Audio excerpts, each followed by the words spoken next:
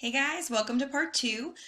So this part we're looking at the culture of the 1950s. We're looking at what life looks like for an average American, and we're going to work our way through the changing values and everything else. So the first thing that we need to note is that veterans are coming home from World War II, right? So we know after World War One, when the veterans come home, they are going back into the workforce, and a lot of those people who got jobs during the war are going to be displaced. So they're looking for a way to make sure that doesn't happen again. We're going to see a lot of connections and parallels in the 1920s just because of the post-war economy, but luckily they've kind of learned this time for the 1950s. They see what's happened previously and kind of how to avoid an economic downturn. So when the veterans come home, the GI Bill is passed, and it's going to provide three main things for veterans. The first thing is college or vocational skill training. So they're going to send them to school, whether that be for a degree or for a trade. Either way, they want to make sure these veterans have jobs. A lot of them were 17 and 18 years old. They were young, they were straight out of high school, so a lot of them didn't have the opportunity to do that, so they're going to pay for them to do that. The next thing that they're going to set up is 1 year of unemployment pay. So this way, as they're getting settled and trying to figure out what they want to do, they have that to fall back on. And the last thing are home and business loans. They give them special rates, like for their mortgages, different types of loans with lower interest, or they might give them a little bit more, things like that. So they're going to make sure that these people are able to come back into society and readjust pretty well. The biggest thing too, keep in mind what happens when they come home and they have the opportunity to get an education and to get a house. They're going to get married. So some of them are marrying their high school sweethearts who they left before the war. Some of them are going to find wives now, but they come home and an overwhelming majority are going to go home and get married. So in your own words, what I would like you to do is describe appropriately what you believe to be a good life partner in 2020. So pause this video and go put it into your Google Doc because we are going to look at what 1950s housewife would look like. So I usually love to do this with you guys, like in person, because I love to hear everyone's ideas on this. Even when people are trying to be funny, like it's still kind of funny. So here's the Good Wives Guide. There are some crazy points in this. This comes out in May 1955.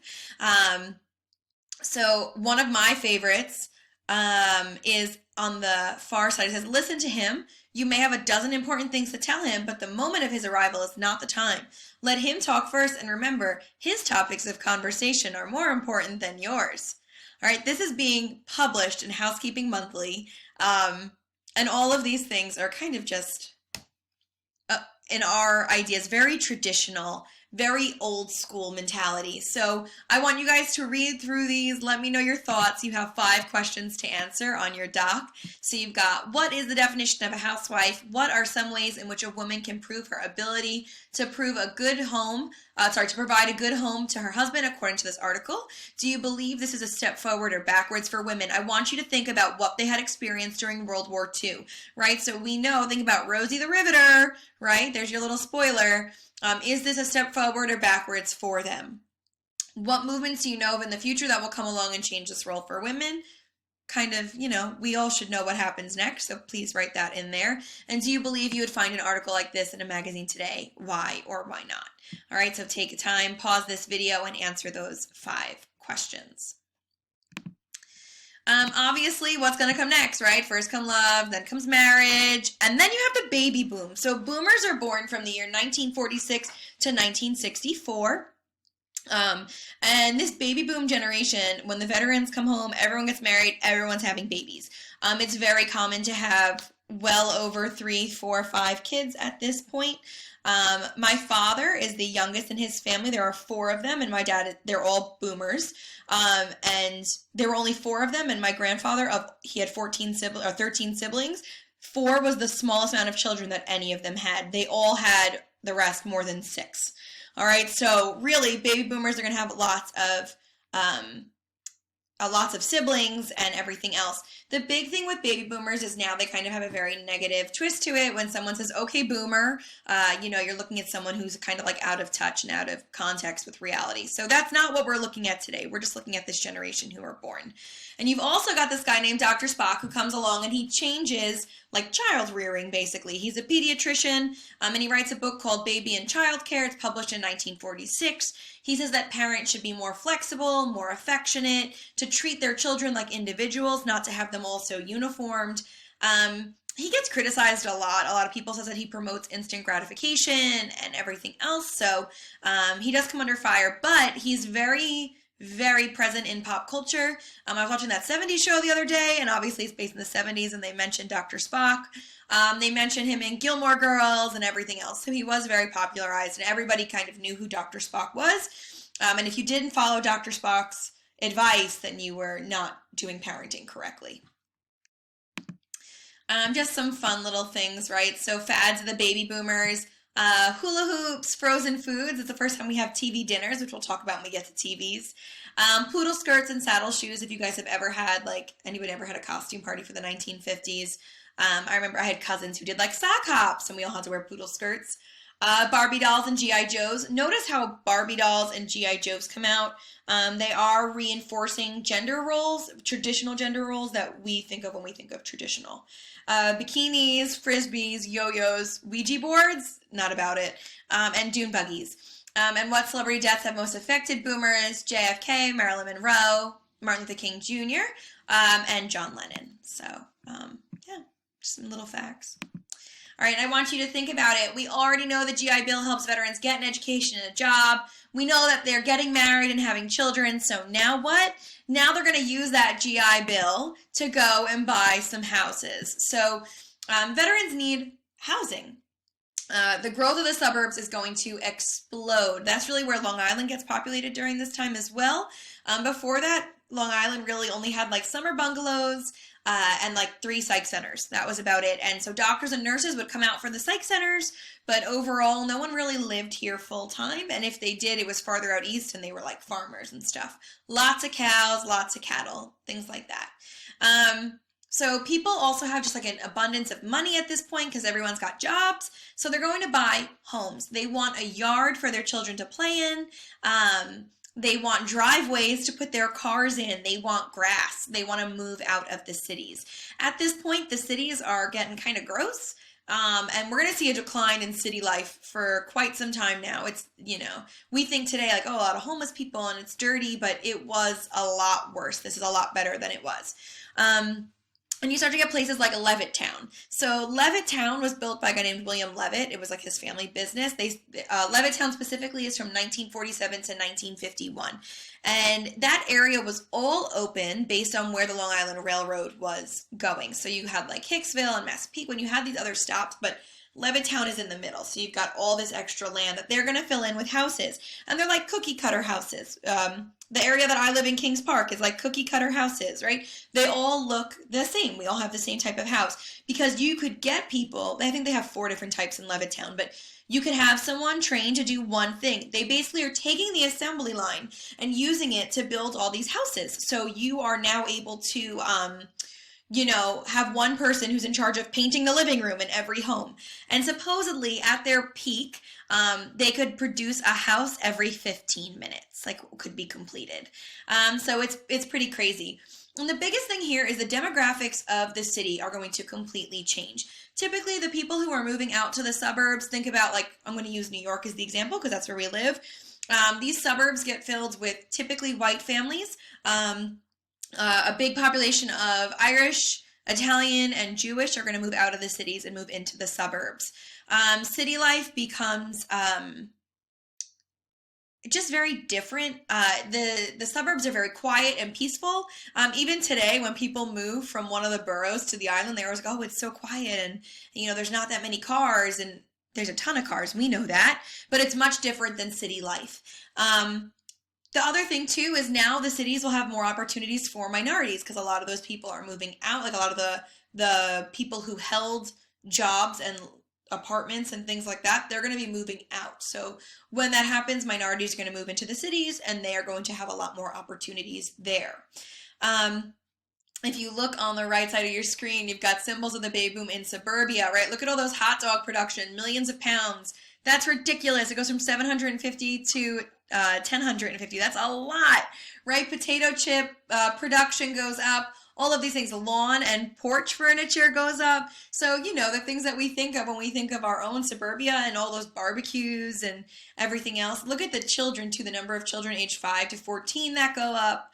The number of basketball little leagues. At one point, they actually say that California is growing so quickly with children from this baby boom that they are having a new school built once a week. They are having to build schools to keep up with this, which is crazy.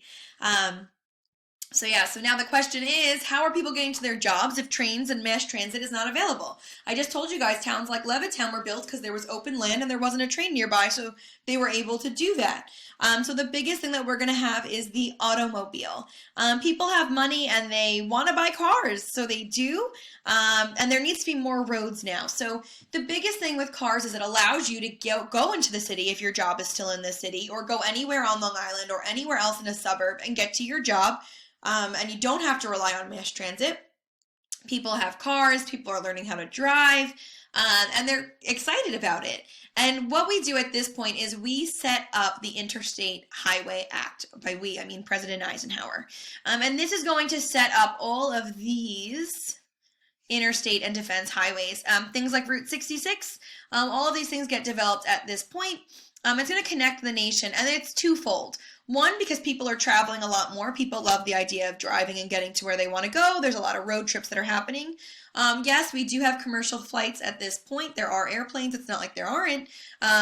But people are driving. It's a novelty. You're going to see a lot of roadside attractions pop up. They've been popping up since the 1930s, but they're going to pop up even more now. You're going to see a lot more billboards, a lot more gas stations, a lot more motels and jobs like that. That whole industry is going to pop up. But it's also, notice how it says defense highways. It's also to be able to get supplies across the country quickly, including troops if needed. Remember, we are in the Cold War, all right? So we are still we are concerned, period, about the Soviet Union and a possible attack from them. You've also got Robert Moses and all his bridges that are going to pop up, and all the other parks that they're going to make. And everyone starts buying cars. I want you to be able to see them. They are the typical old school car. You know, like those people, the older guys usually, who all meet up in the parking lot of like a ShopRite in the summer on like, you know, a Friday night or a Thursday night. Those are the cars that you would see at that point. There is no air conditioning in these cars. There's less power steering, but all of that becomes kind of equipped in a car, becomes standard as the 1950s move on. So I want you guys to pause this video in a minute and make a prediction. How will the Interstate Highway Act and all of these new cars and roads change America? So pause this video here, and then we will pick up in just a second.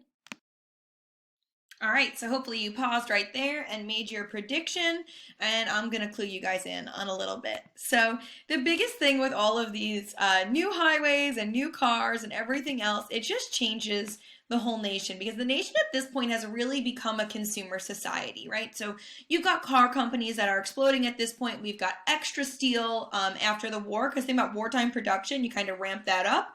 So you've got all that left. They're going to have fast cars, right? They're going to be faster than they were, not like what we would consider to be fast, but they will be fast cars. There's privacy in a car. You're not with other people. You're not on a bus. You're not on mass transit. And there's some sort of luxury to it, right? Because you really are able to control where you go, what you do. You have the money to pay for insurance and everything else, for gas and all that. The other thing too, you've got power steering, power brakes, and automatic transmissions are just starting to come around at this point. And they're becoming pretty standard. So at this point, as for automatic transmissions, you kind of have to seek that out a little bit more. Most cars are going to be manual at this point, but they're all going to be there eventually, and it's all going to kind of be standard in a car. And it's the idea of luxury. I don't know if you guys have ever driven in a car I mean, some of you guys, I'm assuming you all have your permits at this point, and most of you have your license, but if you've ever lost your power steering, it is really hard to turn your steering wheel. One time something happened with my car, and I had an issue with the rack and pinion, and only one side I lost power steering, and I could only make left turns. I could not make right turns, and I had to somehow get home making only left turns, right? It's really difficult, so not having to like struggle to turn is something that they're gonna really be excited to have, and it's a symbol of luxury during this time period. They've also got, it usually has really bad gas mileage, but it was very cheap gas at that point, and everybody had it, so it wasn't an issue. In the 70s, they're going to make jokes about, like, ooh, 11 miles to the gallon. Like, that was a lot at that time. Now, if you don't have a hybrid car and you're not getting, like, 35 miles to the gallon, you got an issue. But hybrid cars, we know, can go for, 50 to 80 miles on a gallon, which is insane. At this point, gas is going to average out at 30 cents per gallon, which is cheap. Even for those days, that was a very affordable price. And there's more things to buy, right? Consumerism is on the rise. People have all this money. People have jobs. Televisions are going to be really popular, and soon you'll have color TVs as well. Tupperware, like Tupperware parties and whatnot. Tupperware becomes really popular at this point. Refrigerators, stoves, air conditioners, a power lawnmower, a dishwasher, frozen foods. Like I said, TV dinners are like all the rage because you and your family could sit around the TV and eat dinner. Garbage disposals, let me tell you, I wish I had one. Washing machines and dryers as well. So you're going to have all these new technologies and just like things that they've already had but becoming bigger and better. So that's important. You also have the first credit card. This credit card is called the Diners Club card. And originally it's just for like going out to eat and stuff, and you have this credit card, you could buy things on credit again. Now, like I said before, you've got a lot of parallels between the 1920s and the 1950s, but things are a lot more regulated at this point. So because they're kind of kept in line a little bit better, and they have government organizations that keep things moving the way they should, we don't see that economic crash that we will see, obviously, in 1929. And other credit cards will come up as well, not just for dining, but for other things too. And I just want to go back 1 second to those boomers. So you have to keep in mind that during the 1950s, these boomers, a lot of them are going to become teenagers. So as this happens, you're going to have a whole shift in culture. And one of the biggest shifts you're going to have is in rock and roll music. And we know Elvis is the king of rock and roll, so he is going to be very big during this time. And it just shows a lot of changing values. Usually in class, I show you guys a video of Elvis, like doing a whole dance, and he's like gyrating his hips. And that's something that for the people before the boomers, right, that greatest generation, the people who are coming from World War II, they're horrified at. And they're horrified that their sons and daughters are watching this. They're horrified that their daughters are seeing this. And that any guy would want to emulate Elvis. They don't like this. It shows a lot of changing values in society. Just like the bikinis did. Just like everything else kind of shows all these changes in society. You've also got comic books that are coming out at this point. Again, that's another shift. You've got teenagers now, not just children, looking at what older people would consider like picture books. And you've got custom cars. It is not one size fits all any longer. So you can customize your car. You can have it painted any way you want. Different technology that comes with it as well. There are a lot of critics that come against the boomers during this time while they are teenagers. They say that all of these things, including Elvis, are degrading against the public's morals, that it's lowering education standards, that they're dumber now for some reason. All of these things kind of come out into place during this time period. And it's things that we still hear all the time. We hear all the time how different TV shows and whatnot are degrading to the public's morale, or not morale, morals. We hear about how, music today is all violent and everything else, and they're hearing about how it was just glorifying different things that they wouldn't have in the 30s and 40s. So all of that kind of just shows the changing values that go on. I hope you guys have finished up those questions. If not, obviously feel free to go back and rewind.